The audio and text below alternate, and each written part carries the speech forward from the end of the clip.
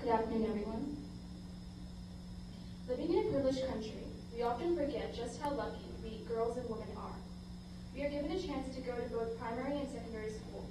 Once we finish our schooling, we are allowed to enter the workforce. And most importantly, we are allowed to make our own decisions. But 8,000 miles from here, in India, that is not always the case. There, the gender gap starts with population. In 2011, the New York Times stated that there were 37 million more males in India than females. This means that there are 37 million males who may never marry, never settle down, and never start families. And the states that are having the most trouble with this issue are not the poorest ones. In fact, the exact opposite is true.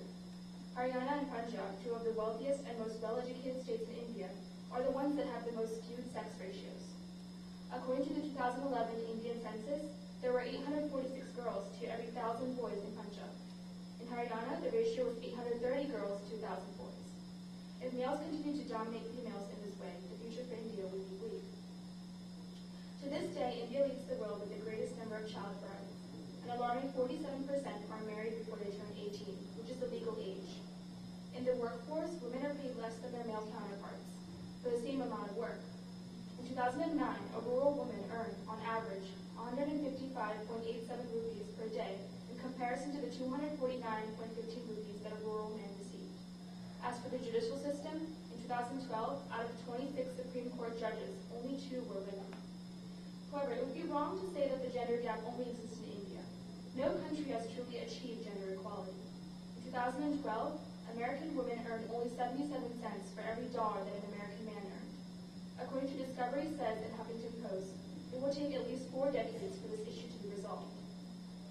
On the other side of the globe, Saudi Arabian women are forbidden to drive and must depend on the males in their lives to travel.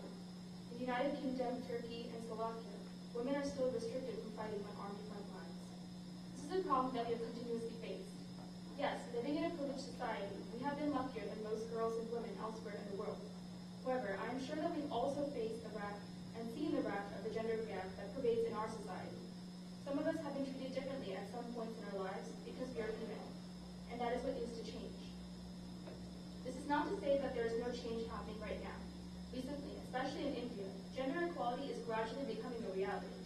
The Panchayati Raj system has introduced a new bill that increases the number of parliamentary seats allocated to Indian women from 33% to 50%. Prior to this bill, 5 states, including Bihar, Uttarakhand, and Himachal Pradesh, already had this rule in place. Unlike the United States, India gives 12 weeks' worth of pay to women on maternity leave. And more Indian children are enrolled in the school. Education has proven to be a leading preventer of child marriage. But that is not enough. And more importantly, change cannot come from only one side. As Emma Watson said in her speech to the UN, men, gender equality is your issue too. If only women engage in this fight for gender equality, we will get nowhere.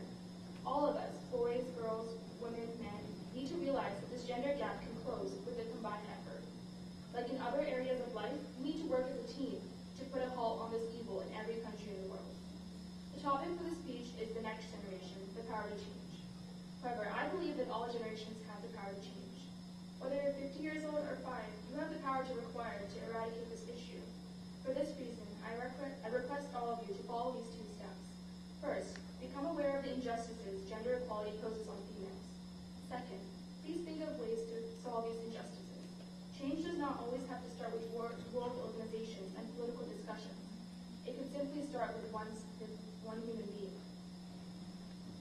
Once again, I would like to borrow Emma Watson's words. If not me, then who? If not now, then when?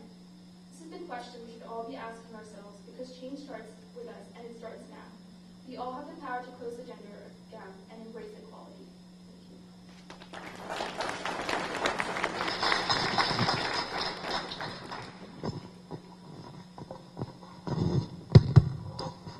Yeah, Haasya has spoken about gender equalities. These are the issues raised. No country has truly achieved gender equality. If only women engage in fight for gender equality, we'll get nowhere.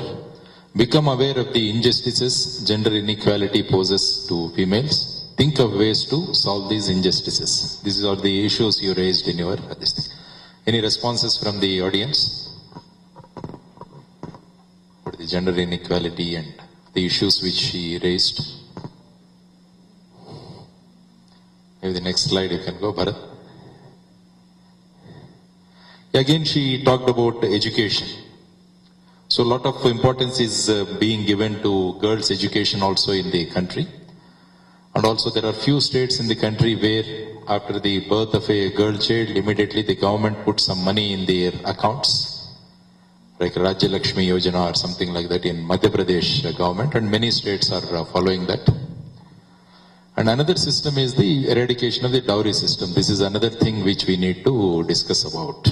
This is one thing that is a big problem in our state and also in the country. So if you want to change and if you want to tackle this gender inequality, definitely you have to tackle this dowry system. And another thing is dealing with the child marriages also. Even such an advanced stage also, still we find child marriages being taken place in the country. This is another thing. And of course, teachings of spirituality have to be there, the respect for the women. That is one thing which we need to inculcate. Again, this comes through the education. That's what is my this thing. And I mean, in all our spiritual things, we always start with the mother. We always say Matrudevo Bhava. It is the mother we give so much of importance. So in the same manner, in the family also we have to maintain that. That is also very, very important. The boy is given more opportunities or this thing than the girls. That also, I mean, what she was talking about is, let us start from us. Let us start from a home, a small unit. If that home can change, the entire nation can change. This is the concept. So that is what she talked about. Any response from you? Any response about the issues what she raised? Children? Yeah, yes. Yeah.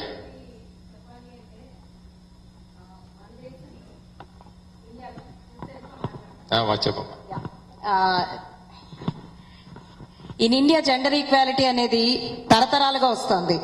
మహారాణులు చాలా సార్లు మనకి రాజ్యం చేశారు. ఝాన్సీ లక్ష్మీబాయి లాంటి వాళ్ళు చాలా మంది ఉన్నారు. మన లాస్ట్ లో నాకు సరిగ్గా పేర్లు గుర్తులేవు. యుద్ధం చేసిన ఆడవాళ్ళు కూడా ఉన్నారు. యుద్ధాల్లో జస్ట్ ఒక సైన్యం మొత్తం లేడీస్ హ్యాండిల్ చేసిన సిచ్యుయేషన్స్ ఉన్నాయి. జెండర్ ఈక్వాలిటీ అనేది మనం యాక్చువల్లీ మన మాతృదేవో భవ అని చెప్పారు చూడండి. మనం గాడెసెస్ అనే వాళ్ళకి చాలా ఇంపార్టెన్స్ కూడా ఇస్తాం. మోర్ దాన్ గాడ్ అనే దానికన్నా ఫస్ట్ స్త్రీ సూక్తం చదివిన తర్వాతే పురుష సూక్తం చదివే అలవాటు మనకు ఉందనుకుంటాను.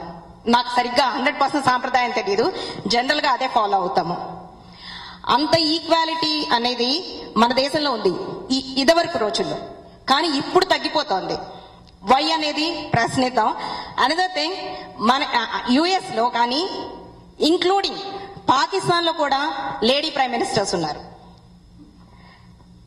అమెరికాలో ఇప్పటి వరకు లేడీ ప్రైమ్ మినిస్టర్ లేదు, లేడీ ప్రెసిడెంట్ లేరు. అండ్ ఇంకొకటి, పెద్ద పెద్ద పొజిషన్స్ లో కూడా లేడీస్ లేరు. టాప్ పొజిషన్స్ లోకి వెళ్తే ఈక్వాలిటీ అనేది ఇండియాలో ఉన్నంతగా అమెరికాలో లేదేమో అనిపించింది. అనదర్ థింగ్, ఒకసారి ఇది నేను చెప్పింది కాదు, నాకెవరో ఒకళ్ళు చెప్పారు. లిక్కర్ స్టోర్ లో పనిచేస్తారు, చాలా బాధపడతా చెప్పాడు ఒక మాట. ఒక చిన్న బిడ్డను వేసుకుని 9ంటికో 10ంటికో ఓపెన్ చేసిన లిక్కర్ స్టోర్ కి చిన్న బిడ్డను చంకలో పెట్టుకుని వచ్చి లిక్కర్ కొనుక్కోవడానికి వస్తే ఎంత బాధపడుతుందో మన ఇండియాలో. ఇదే ఈక్వాలిటీ అనేది ఉమెన్ కి అని చెప్పి అడిగారు. నా క్వశ్చన్ కాదు ఇది, ఒక లిక్కర్ స్టోర్ లో పనిచేస్తున్నారు. Then I realize what is America and what is India, what is equality to the women. Women education అనేది మారుతోంది, ఇంకా మారాలి. That is true. Dowry system అనేది కొంచెం బ్యాడ్ గానే ఉంది. అది ఎడ్యుకేటెడ్ వాళ్ళ దగ్గర నుంచి అన్ఎడ్యుకేటెడ్ వాళ్ళ వరకు there is no range in that. అది మార్చాలి. ఆటోమేటిక్ గా ఎడ్యుకేషన్ అనేది ఇంపార్టెన్స్ వస్తుంది. Thanks for giving me this. Correct అమ్మా. అందుకే నేను చెప్పింది ఏంటంటే, ఎడ్యుకేషన్ లిటరసీలో మనం తేడా చూసుకున్నామంటే, రేపు educated boy should not ask for dowry. A literate boy may ask for dowry but not uneducated boy. So we want to create such educated boys, not the literate boys. That is what is the plan which we are having. Thank you very much, Haasya, for your excellent presentation. So her contention is that so far there is no women president, so we feel that you can become also. You have all the qualities and you have the opportunities to become. All the best to you. Thank you.